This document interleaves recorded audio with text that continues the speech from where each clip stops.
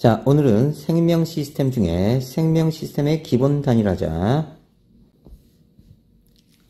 생명 시스템의 기본 단위, 생명 시스템. 생물은 지구 시스템의 생물권을 구성하고 있고 생태계 내에서 외부 환경 요소와 상호작용하며 다양한 생명활동을 수행하는 생명 시스템이다.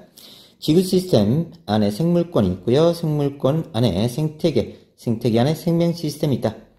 자, 지구 시스템은 직권, 수권, 기권, 생물권, 외권 이들 요소들이 상호작용해서 균형을 이루고 있고요. 생물권은 지구상이나 대기 가운데 생물이 생활하고 있는 장소다. 생명 시스템은 하나의 생물 개체도 생명 시스템이고요. 하나의 세포도 생명 시스템이야. 하나의 생물 개체는 수많은 세포가 서로 유기적으로 조직되어 정교한 체계를 이루고 상호작용하고 이를 통해서 생명 현상이 나타난다. 외부 환경 요소와도 끊임없이 상호작용한다. 세포는 여러 세포 수기관이 상호작용하면서 생명 현상이 나타난다. 세포막을 통해 외부와 끊임없이 상호작용을 한다. 생명 시스템의 유기적 구성. 생명 시스템의 공통 구성 단계. 세포가 모이면 조직이 되고 조직이 모이면 기관, 기관이 모이면 개체가 된다. 세포는 생명 시스템을 구성하는 구조적 기능적 단위이고요. 조직은 모양과 기능이 비슷한 세포들의 모임이고 기관은 여러 조직이 모여 고유한 형태와 기능을 나타낸다. 개체는 독립된 구조와 기능을 가지고 생활하는 하나의 생명체다. 개체는 세포들이 단순히 모인 집단이 아닙니다. 서로 유기적으로 조직되어 정교한 체계를 이루고 있다. 자, 석순 같은 경우 외부에서 단순히 물질만 첨가된 거예요. 그러니까 얘는 개체가 아니다.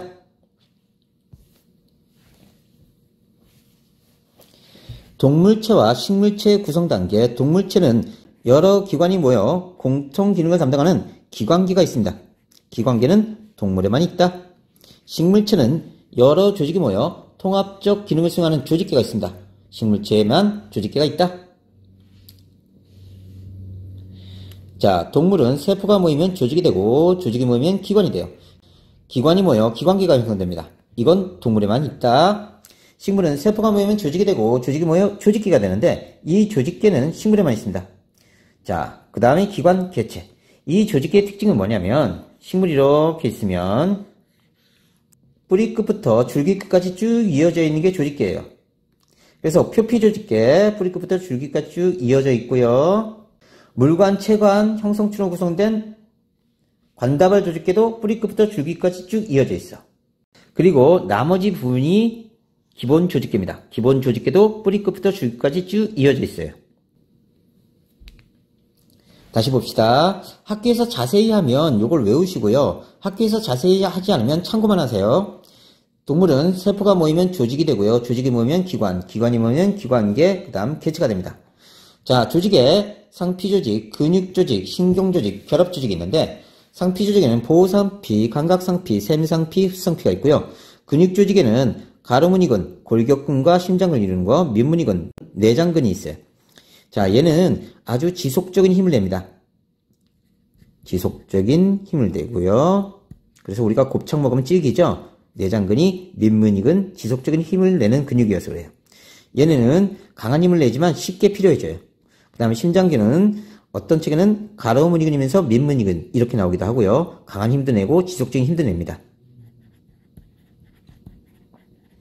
심장근은 강한 힘이기도 하고 지속적인 힘이기도 한다. 수익은 마음대로 움직일 수 있는 근육이야. 골격에 붙어있는 게 수익근입니다. 불수익은 마음대로 움직일 수 없는 근육이에요. 그러니까 수익근은 골격근에 해당되고요.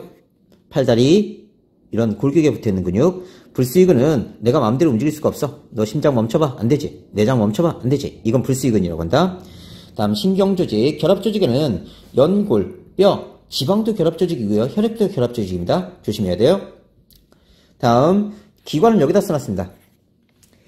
입, 식도, 위, 소장, 대장, 간, 이자가 모이면 소화계. 그 다음에 심장, 혈관이 모이면 순환계. 기관, 기관계, 폐가 모이면 호흡계. 콩팥, 오줌강, 방관이 모이면 배설계. 눈, 귀, 코, 혀, 피부가 모이면 감각계. 뇌, 척수는 신경계. 그 다음에 정소, 난소, 수정관, 수란관, 자궁이 모이면 생식계. 그 다음에 내하수체, 갑상샘, 부신, 생식생 등 기관이 모이면 내분비계. 골수, 간수에 모이면 면역계다. 그 다음에 모여서 개체가 된다. 이때 잘 떠오르지 않는 놈들이 있어요. 자, 이런 애들 내하수체 갑상샘 부신 생수샘이다. 내분비계. 골수 가슴샘은 면역계다. 자, 그 다음에 얘를 주어지고 얘를 찾게 하기도 하고요. 얘를 주어지고 무슨 개냐 이렇게 물어보기도 합니다. 그러니까 잘 외워두세요. 그리고 학교 교과서마다 내용이 좀 틀리니까 학교 교과서에 맞춰서 외워주시면 됩니다. 식물, 세포가 모이면 조직이 되는데 식물에는 분열 조직과 영구 조직이 있어. 분열 조직에는 생장점과 형성층이 있고요. 영구 조직에는 표피 조직, 유조직, 기계 조직, 통도 조직이 있습니다. 표피 조직은 표피, 뿌리털, 공변세포로 구성되어 있고요. 유조직은 울타리 조직, 해면 조직, 피층 속이 해당되고요. 기계 조직은 후벽세포, 후각세포가 구성되어 있고요. 통도 조직은 물관체관이 있다. 그러면 식물이 이렇게 있으면 식물 줄기를 이렇게 보면 여기에 형성층이 있고요.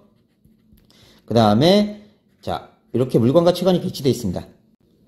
자 바깥쪽이 체관이고요. 위에서 아래로 유기양분을 이동하고요. 안쪽이 물관이에요. 아래에서 위로 물을 이동합니다. 그래서 식물이 이렇게 있으면요.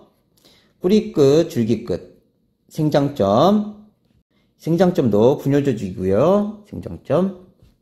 그 다음에 여기 형성층 있는 쪽도 분열 조직입니다.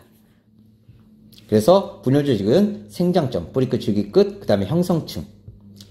자, 다시 식물을 보면요. 이렇게 돼 있죠. 뿌리 끝, 줄기 끝에 생장점이 있습니다. 자, 생장점이 뿌리 끝, 줄기 끝에 있어요. 자, 얘도 분열 조직이고요. 그 다음에 형성층, 여기가 분열 조직입니다. 그 다음에 자, 나머지가 표피 조직계, 그 다음 나머지가 기본 조직계 이렇게 형성되어 있는 거예요. 다시 조직계 보자. 표피 조직계, 표피 조직, 공변세포, 관다발 조직계는 물관 체관이 있네요. 이건 자 줄기가 이렇게 있으면요. 자 물관 체관이 이렇게 배치되어 있어요. 바깥쪽이 체관, 위에서 아래로 유기양분이 이동하고요. 안쪽이 물관, 아래에서 위로 물을 이동시켜줍니다. 이건 관다발 조직계. 그 다음에 나머지 관다발 조직계를 빼고 표피 조직계 뺀 나머지가 기본 조직계.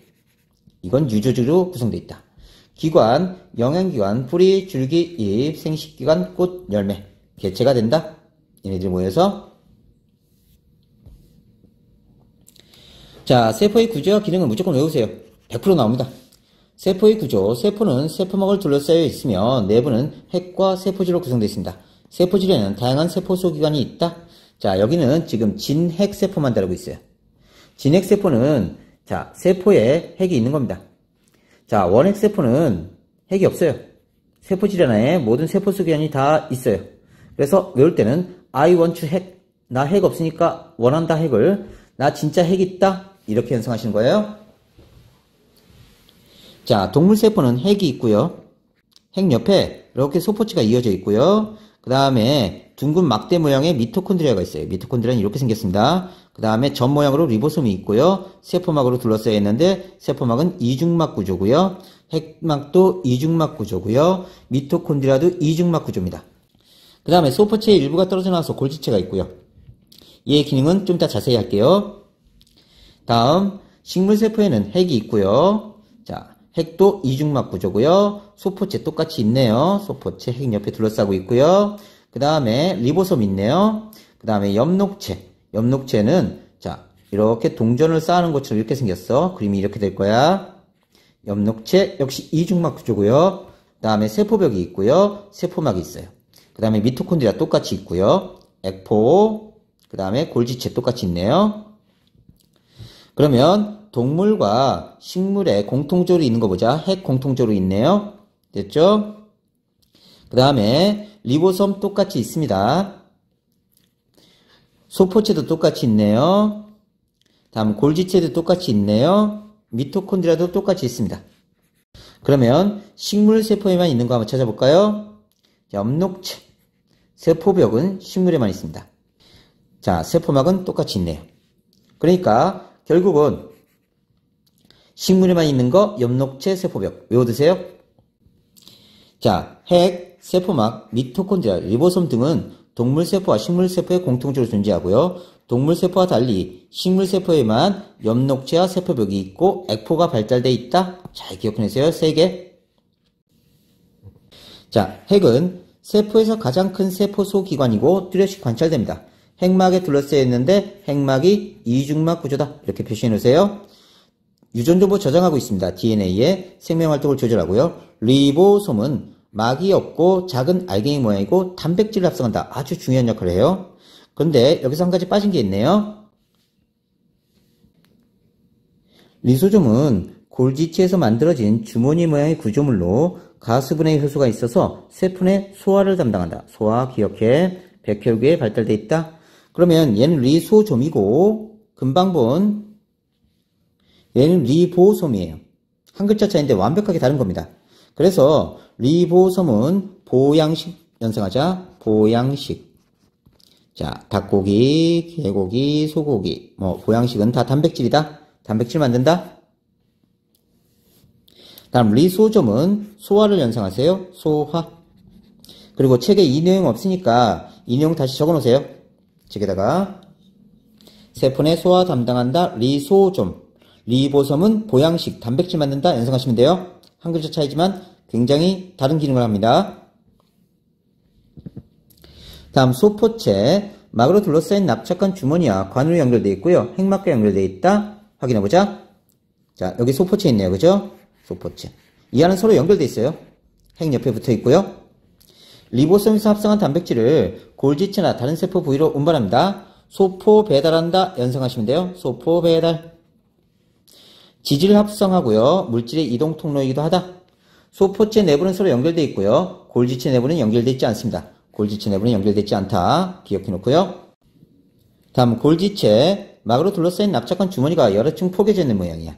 소포체를 통해 전달된 단백질, 지지 등은 저장했다가 막으로 싸서 분비합니다. 단백질 변형이 일어나기도 하고요. 단백질을 막으로 싸서 세포 내 다른 부위로 이동 또는 세포 밖으로 분비해버립니다. 다음 엽록체, 식물에만 있습니다. 초록색 이중막 구조, 광합성이 일어나고요. 자, 이산화탄소와 물을 이용해서 포도당과 산소를 만들죠. 그죠? 자, 이런 화학식은 좀 암기해두세요.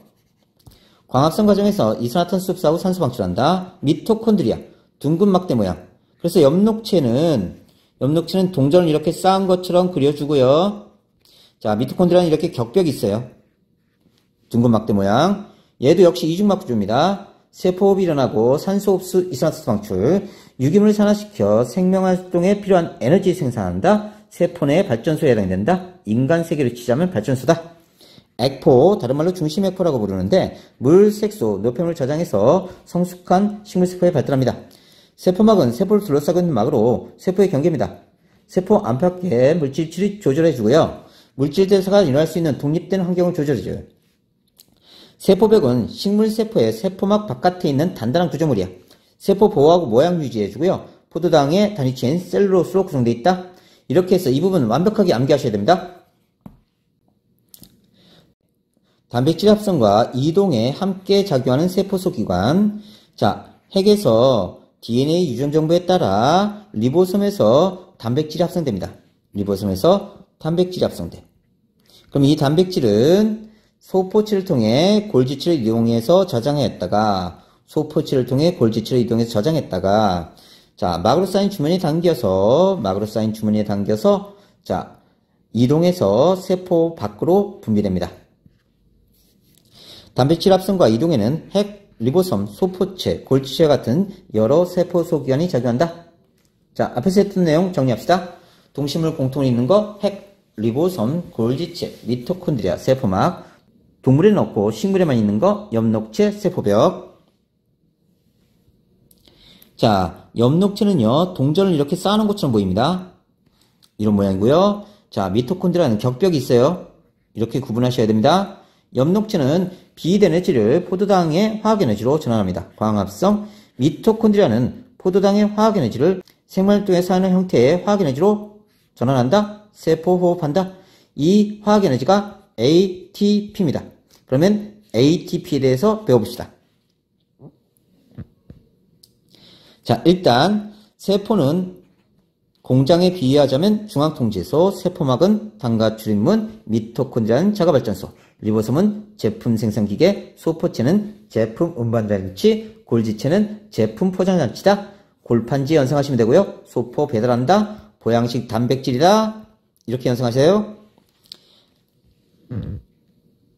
다음 ATP, 아데노신 트리포스페트의 약자예요. ATP, 아데닌, 당, 인산, 3분자가 결합된 물질이고요. 당으로 리보스가 쓰이고 있습니다. 에너지 저장 물질이에요. 다시 봅시다. 아데닌과 리보스를 합친 걸 아데노신이라고 해요.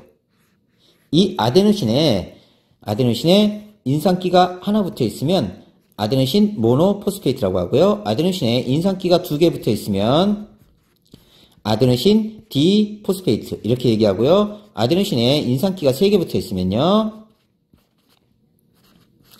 아데노신 트리포스페이트 ATP라고 불러요. 다시 봅시다. 아데닌과 리보스 합친 걸 아데노신이라고 해요. 여기 인산기 3개 붙어 있으면 ATP, 2개 붙어 있으면 ADP. 이때 요 인산과 인산 사이 결합이 고에너지 결합이야. 그러니까 에너지가 이쪽이 큰 거야. 에너지가. 그러면 ATP에서 ADP로 된다는 뜻은 높은 에너지 상태였다가 낮은 에너지 상태로 되는 거야. 그 차이만큼 에너지를 방출해. 그 다음에 ADP가 ATP가 될 때는 에너지가 낮은 상태에서 높은 상태로 가는 거야. 그 차이만큼 에너지를 흡수해야 돼. 그러면 ATP가 되는 거지.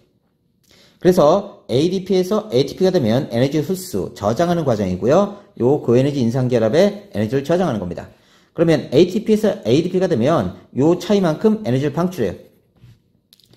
다음 액포, 세포액이 들어있는 주머니로 일반적으로 식물에 있는 걸 말하는데요. 골지칠 등에서 만들어진 작은 주머니도 액포라고 하니까 식물세포에 있는 액포를 별도로 중심 액포라고 부르기도 한다. 세포막의 구조와 선택적 투과성, 세포막의 구조, 세포막의 주성분은 인지질과 단백질이다. 잘 기억하나? 인지질은 친수성 머리와 소수성 꼬리로 구성되어 있는데 이 머리에는 콜린, 인산, 글리세롤로 구성되어 있어. 다시 친수성 머리, 물을 좋아하는 애, 소수성 꼬리, 물을 싫어하는 애야. 얘는 물을 좋아하는 애, 얘는 물을 싫어하는 애. 물을 싫어하니까 기름 좋아한다. 그치? 이렇게 연상하세요. 콜린, 인산, 글리세롤 합쳐서 친수성 머리. 그 다음에 지방산 2분자가 소수성 꼬리입니다. 지방산 2분자.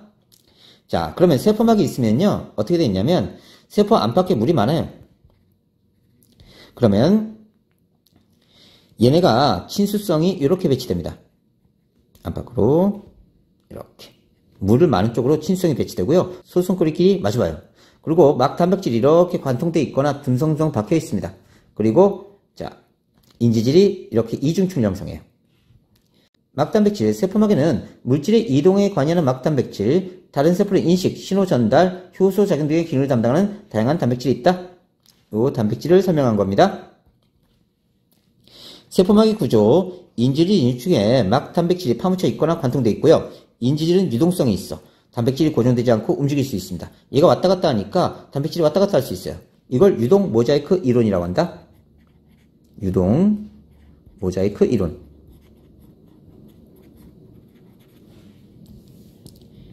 자, 다시 봅시다. 친수성은 안과 밖을 향해 있어요. 이 세포막에 경계로 해서 안과 밖에 물이 풍부하기 때문에 친수성은 항상 바깥쪽을 또는 안쪽을 바라보고 있고요. 소수성 꼬리끼리 서로 마주보고 있습니다. 그 다음에 단백질은 듬성듬성 박혀 있거나 관통되어 있고요. 인지질은 지질에 인산이 결합되어 있는 물질이다. 머리 부분은 친수성, 꼬리 부분은 소수성. 얘는 물을 좋아하는 거고 얘는 물을 싫어하는 거. 인지질은 친수성 머리 부분이 물과 접한 바깥쪽을 향하고 소수성 꼬리 부분이 서로 마주보고 있고 이중축을 형성한다. 기억해놔. 단백질은 인지질 인축에 파묻혀 있거나 관통하거나 표면에 붙어 있고요. 인지질 이중축을 관통하고 있는 단백질 중에 물질 이동에 관여하는 것이 있다. 인지질은 유동성이 있어서 단백질의 위치가 고정되어 있지 않다. 바뀐다. 세포막의 투과성, 물질을 선택적으로 통과시키는 특성인데요. 세포 안팎의 물질 출입을 조절해줍니다. 인지질 이중축은 친수성, 소수성으로 구분되어 있고요. 바꾸세요. 세포막을 통과하는 물질의 특성에 따라 다른 방식으로 이동합니다. 분자의 크기가 작을수록 인지질 이중축 통과 잘 되고요. 지질에 대한 용해도, 이거 기름 성분이에요. 지질에 잘 녹을수록 인지질의 소수성이 잘 섞이기 때문에 인지질 이중축 통과가 잘 되고요. 전할 때 있는 물질은 인지질 이중축 통과가 어려워요. 왜냐하면 얘가 소수점이 마주보고 있어. 이런 식으로. 자, 그러면 전하를 띤 물질은 가다가 여기 걸린다고. 그러니까 세포막을 통과하기 어려워. 전하를 띤 물질은. 얘네들은 막 단백질을 통해 이동하게 된다. 세포막을 통한 물질의 이동, 확산, 분자 스스로 운동해서 농도가 높은 곳에서 낮은 곳으로 퍼져나가는 현상입니다. 분자 운동으로 일어나므로 에너지 소모가 없어요. 그러니까 너가 이렇게 서 있다가 방구를 뿡 꼈어. 그러면 주위에 친구들이 하나씩 쓰러져 나가지. 이런 식으로 으악 하고. 자, 너가 방구 낀 다음에 방구 입자에 에너지 줬니? 아니지. 방구 입자가 스스로 이렇게 퍼져나가는 거야. 농도가 높은 곳에서 농도가 낮은 곳으로 스스로 퍼져나가는 현상이 확산입니다. 그러니까 얘는 에너지 소모가 없어. 세포막을 통한 확산은 인지질 이중충과 막 단백질을 통해 확산됩니다. 일단 인지질 이중충을 통한 확산, 이걸 단순 확산이라고 해요. 확산 방식, 물질이 인지질 이중충을 직접 통과해서 확산합니다. 여기 통과해버려요. 속도는 분자 크기가 작을수록 온도가 높을수록 세포 안팎의 농도차가 클수록 확산이 잘 돼요. 지질에 대한 용해도가 클수록, 즉 극성을 띠지 않을수록 확산 속도가 빠릅니다. 이동물질, 크기가 작은 기체분자, 산소, 이산화탄소는 그대로 통과해버립니다. 지용성 물질, 지방산 글리세롤, 또 세포막 인지질 이중충을 통과할 수 있어요. 단순 확산. 폐포와 모세혈관 사이에 산소와 이산화탄소를 교환하는 단순 확산입니다. 인지질 이중충을 통한 단순 확산. 막 단백질을 통한 확산, 이걸 촉진 확산이라고 해요. 자, 여기를 통과하지 못하는 물질, 인지질 이중충을 통과하지 못하는 물질은 막 단백질을 통해서 통과되는데, 확산 방식, 물질이 막 단백질을 통해 확산되면서 특정 막 단백질은 특정 물질만 이동시킵니다. 속도는 세포 안팎의 농도차가 클수록 빠르게 확산되고요. 일정 농도차 이상에서는 확산 속도가 증가되지 않아요. 이동물질, 비교적 분자 크기가 큰 수용성 물질, 물에 잘 녹는 거, 포도당, 아미노산, 전하를 띤 물질, 이온 등은 다 막 단백질을 통해 촉진 확산되게 된다. 혈액속 포도당이 조직세포로 확산되는 건 촉진 확산입니다. 자, 그런데 인지질 이중충을 통한 단순 확산은 세포 안팎의 물질 농도 차이에 비례해서 확산 속도가 계속 증가돼. 그래서 단순 확산 계속 증가됩니다. 막을 통해서 이동하는 건 계속 증가. 이걸 단순 확산이라고 한다. 하지만 막 단백질 통한 촉진 확산은 일정 농도차 이상에서는 확산 속도가 더 이상 증가하지 않아요. 그래서 확산 속도가 빨라지다가 일정 농도 이상에서는 더 이상 증가하지 않아. 촉진 확산. 왜냐하면 물질 이동에 관여하는 막 단백질이 모두 물질을 이동시키고 있기 때문이다. 막 단백질의 개수가 정해져 있기 때문에 얘네가 퍼나를 수 있는 양이 정해져 있다는 뜻이야. 다음 3투. 세포막의 경계로 농도가 낮은 용액에서 농도가 높은 용액으로 물이 이동하는 거야. 아까 확산은 뭐였지? 아까 확산은 농도가 높은 쪽에서 농도가 낮은 쪽으로, 농도가 높은 쪽에서 농도가 낮은 쪽으로 뭐가 이동하는 거야? 그치, 용질이 이동해야 돼. 얘는 용질이 이동하는 건데 얘는 물이 이동한대. 3투는 물이 많은 곳에서 적은 곳으로 이동하는 확산의 일종이야. 에너지 소모하지 않는다. 다시 보자. 여기를 우리가 반투과성 막이라고 해요. 반투과성 막. 자, 여기는 물은 왔다 갔다 할 수 있습니다. 근데 용질은 입자가 너무 커서 왔다 갔다 못해. 근데 이쪽이 농도가 높고 이쪽이 농도가 낮았대. 그러면 농도가 낮은 쪽에서 농도가 높은 쪽으로 물이 계속 이동이 갑니다. 이렇게 물이. 그러면 여기는 물이 줄고 여기는 물이 높아지죠. 자, 그러면 요만큼의 차이가 생겨요. 이걸 우리가 3타압이라고 합니다. 자, 그러면 요만큼의 압력이 이쪽이 크니까 3타압이 높은 쪽이 농도가 진한 거야. 3타압이 높은 쪽이 농도가 진하다. 거꾸로 말하면 농도가 진하다는 뜻은 3타압이 높다. 이렇게 이해하시면 돼요. 용질은 입자 크기가 커서 세포막을 통과 못한다. 물만 이동 가능하다. 3투가 일어난다. 그래서 여기는 저농도에서 고농도로 뭐가 이동한다? 그치, 물이 이동한다. 그리고 고농도 쪽이 물이 많아지니까 압력이 높아진다. 그래서 3타압이 높아진다. 다시 3타압이 높으면 뭐가? 농도가 높다.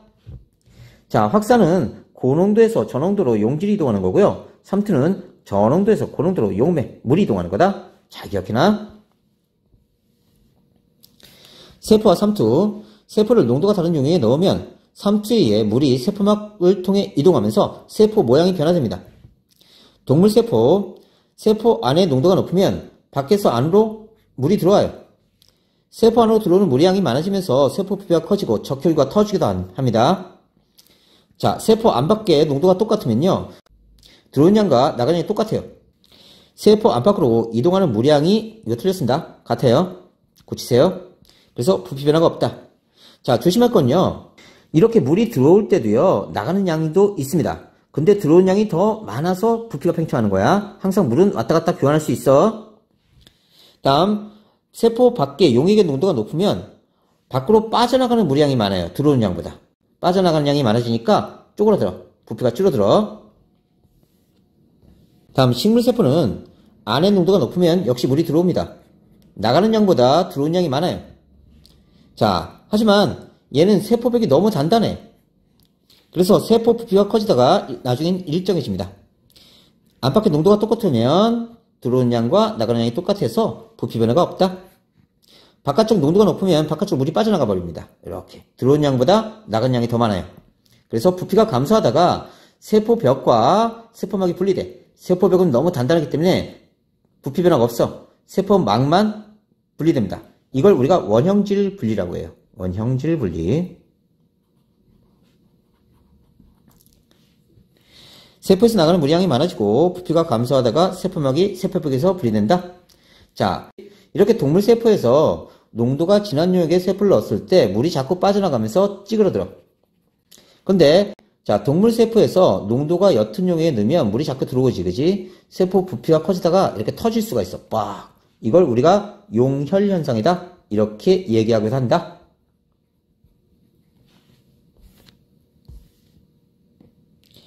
삼투가 일어날 때 물 분자의 이동 방향.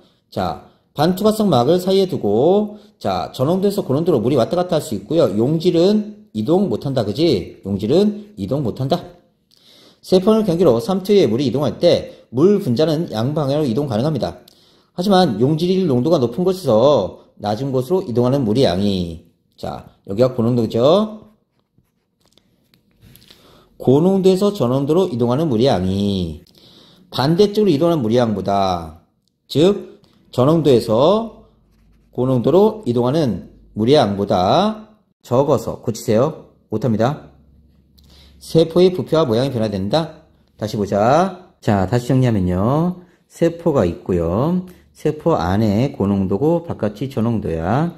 그러면 저농도에서 고농도로 들어오는 물의 양하고 고농도에서 저농도로 나가는 물의 양을 비교해보면 이게 더 많죠, 들어오는 양이. 그러면 세포가 커진다는 뜻이고요.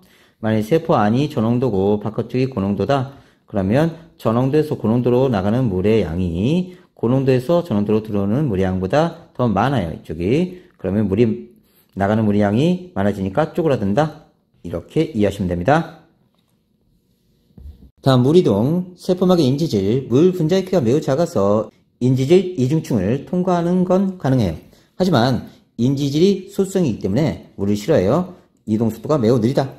세포막 단백질. 물이 이동하는 단백질이 있어요. 그래서 빠르게 확산 가능하다.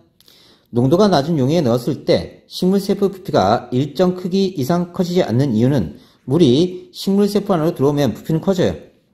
자, 부피는 커지는데 점점 커지다가 세포벽이 너무 단단해. 단단한 세포벽 때문에 더 이상 커지지 않는 거야. 식물세포를 농도가 높은 용액에 넣으면 삼투 현상에 의해 물이 자꾸 빠져나갑니다. 빠져나가요, 이렇게. 그러면 세포벽과 세포막이 분리돼. 이걸 원형질 분리라고 한다.